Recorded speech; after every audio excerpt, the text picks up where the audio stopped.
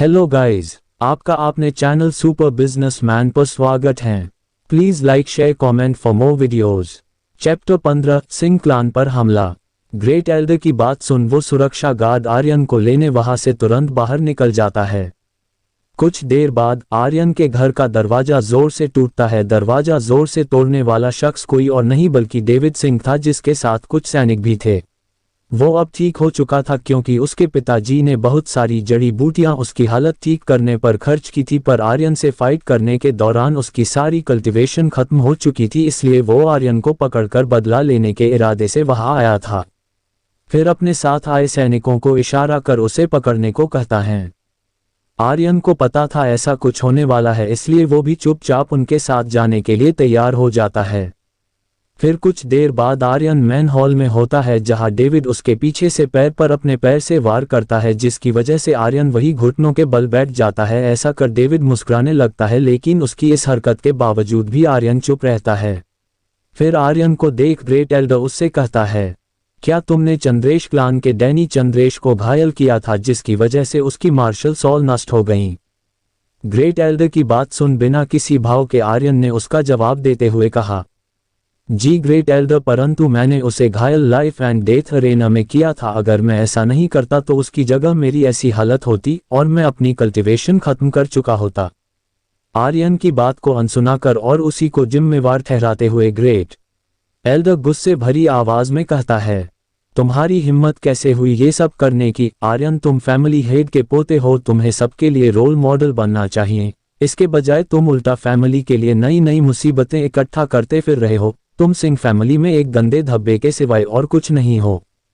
तभी great Elder की बातों में और घी डालते हुए एक और एल्डर ने कहा, इसे तो सिंह फैमिली से बाहर निकाल देना चाहिए। इसे तो बहुत पहले ही सिंह फैमिली से बाहर निकाल देना चाहिए था।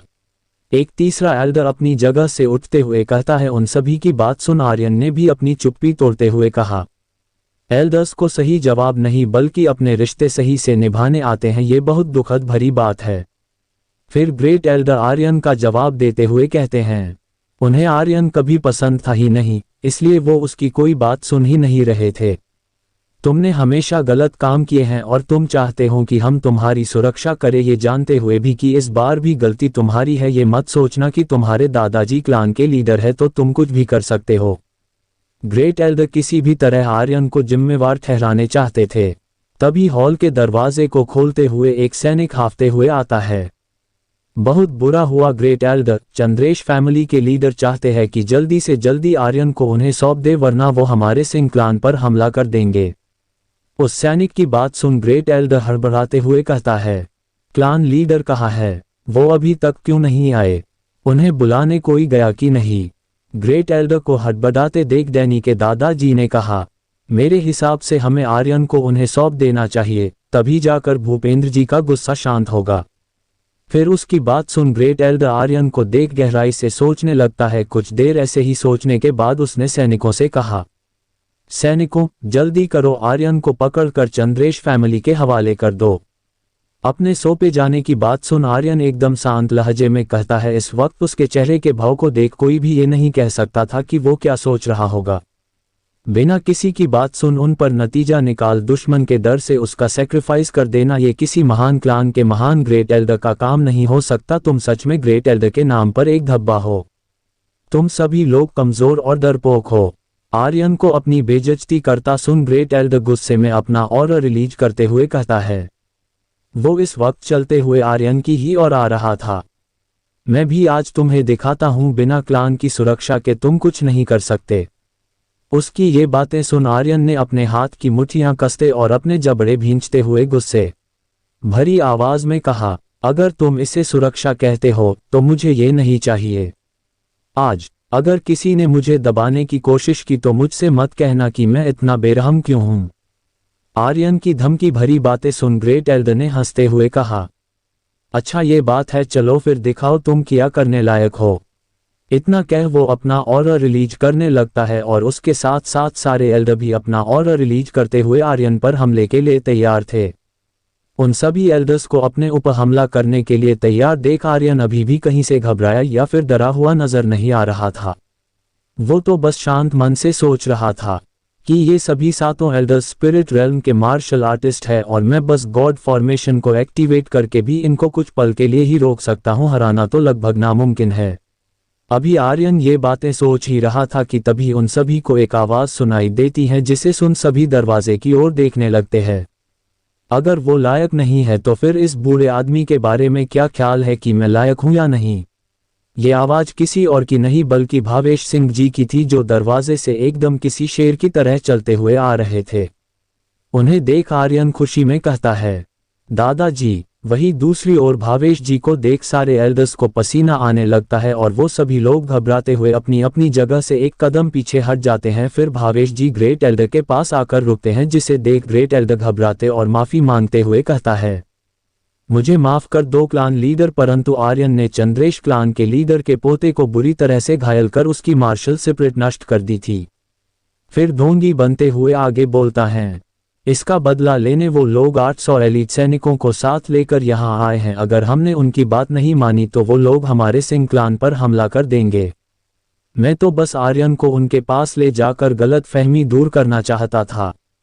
उसकी ये चिकनी चुपड़ी बातें सुन दादाजी गुस्से में एक कुर्सी को लात मारते हुए कहते हैं, वो इन सभी एल्डर्स के इरादे समझते थे। बस भूपेंद्र चंद्रेश का गुस्सा शांत करने के लिए तुम लोग आर्यन को उन्हें सौंपना चाहते थे। मैं तुम लोगों की रग रग से वाकिफ हूं। मुझे पता है कि तुम लोग अपने आप को बचाने के लिए किस हद तक गिर सकते हो।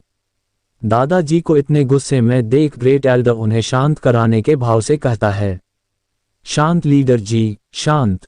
फिर एक और एल्डर दादाजी को समझाते हुए कहता है, क्लान लीडर, हम तो बस आपको ये बताना चाहते थे कि वो गायत्री चंद्रेश का पोता है, जिसकी पोती लीजा चंद्रेश की मंगनी भट्ट क्लान के अखिल भट्ट के साथ हुई है, जो कि रोमानिया शहर के 3 सबसे बड़े क्लानों में से एक है। इसलिए हम एक साथ 2 क्लानों को ऑफेंड नहीं कर सकते।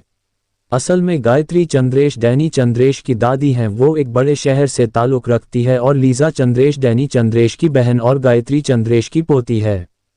वहीं ग्रेट एल्डर भी अटकते हुए कहता है, जिसको भावेश जी ने कॉलर से पकड़ा हुआ था, जी क्लान लीडर, ये सब सच है। इसलिए मैंने भूपेंद्र चंद्रेश को गुस्सा ना दिलाने की बात की थी। अगर 2 क्लान एक साथ इस पर जांच करेंगे तो मुझे डर है हमारा सिंह क्लान किसी बड़ी मुसीबत में ना पड़ जाए। फिर दादाजी ग्रेट एल्डर की बात को इग्नोर करते हुए आर्यन का हाथ पकड़ते हैं और लीडर वाली कुर्सी पर बैठ एक गहरी सांस लेते हुए आर्यन से पूछते हैं, बेटा, दादाजी को पूरी बात बताओ, असल में क्या हुआ था। दादाजी की बात का जवाब देते हुए आर्यन कहता है, दादाजी, मैं कुछ खरीदने रॉयल हॉल गया था। वहीं मेरी मुलाकात डैनी चंद्रेश से हुई थी। फिर वो रॉयल हॉल से लेकर डैनी के साथ बहस और मुकाबले की सारी बातें बताने लगता है। उसकी सारी बातें सुनने के बाद दादाजी एक गहरी सांस लेते हुए कहते हैं, बेटा, मुझे माफ करना, जो तुमने इतना सब सहा। दादाजी को यूं खुद से माफी मांगते देख आर्यन उनका हाथ पकड़ते हुए कहता है, दादाजी, आपको माफी मांगने की कोई जरूरत नहीं। अगर इसमें किसी की गलती है तो उन लोगों की जो खुद को महान समझते हैं और हर किसी को नीचा दिखाने की कोशिश करते हैं।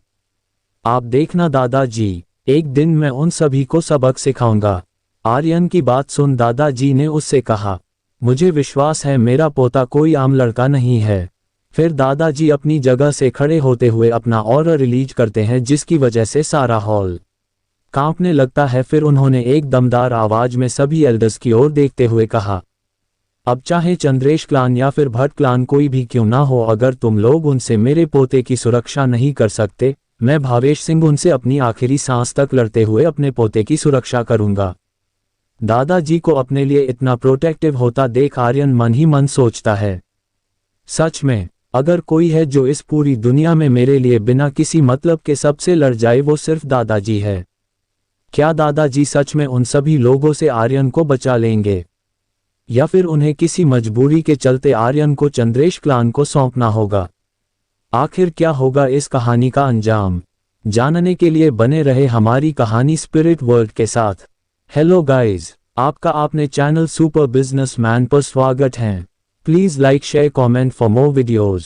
Chapter 16 ancient sword formation.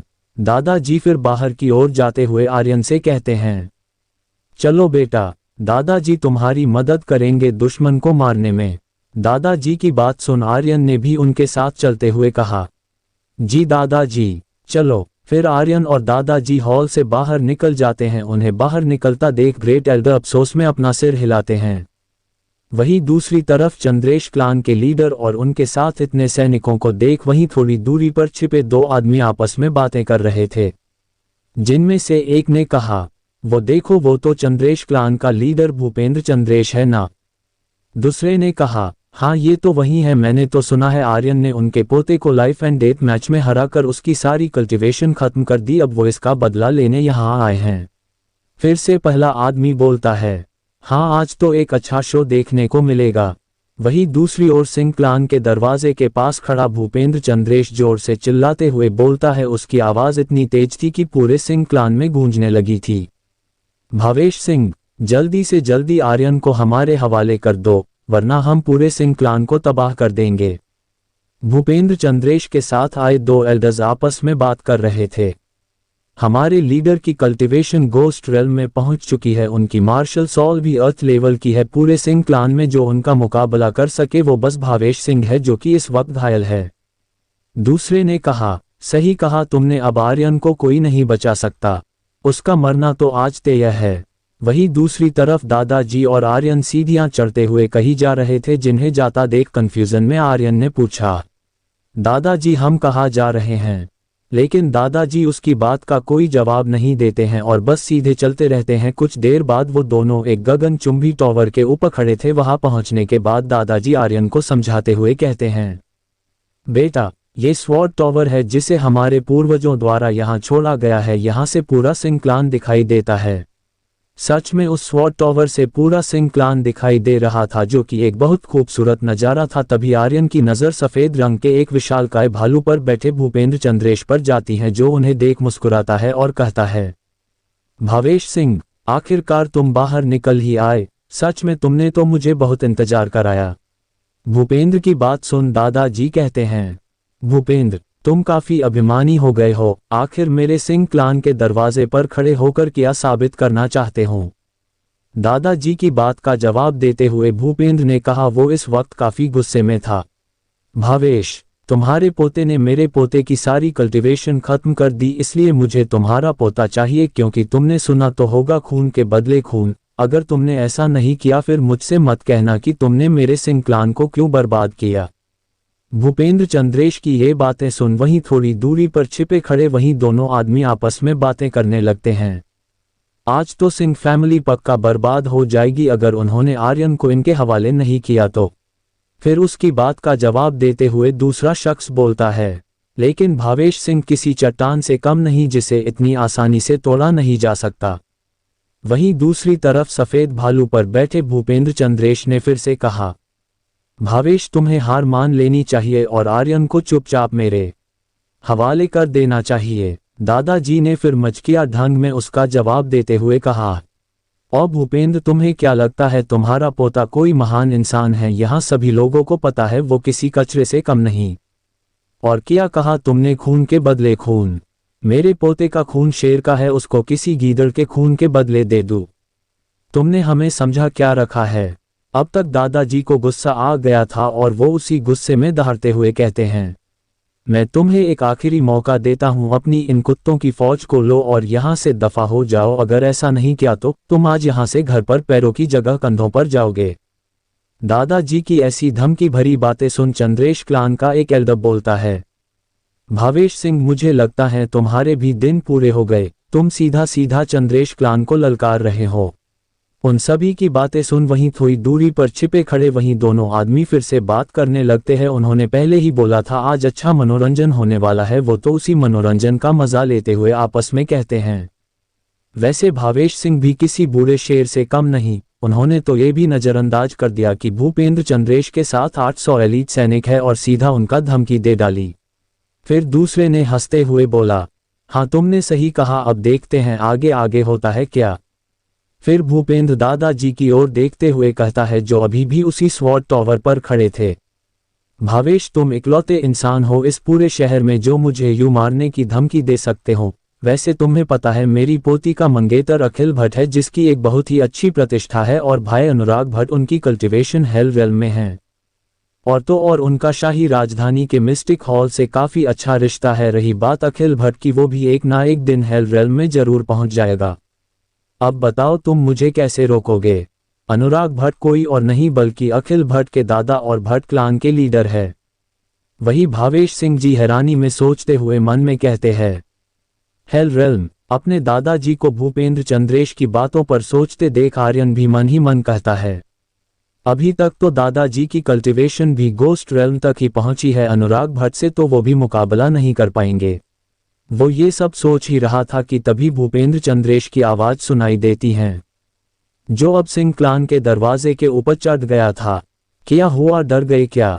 इसलिए कह रहा हूं चुपचाप आर्यन और मार्शल सीक्रेट मेथड्स को मेरे हवाले कर दो, मैं इन सभी बातों को भूल जाऊंगा।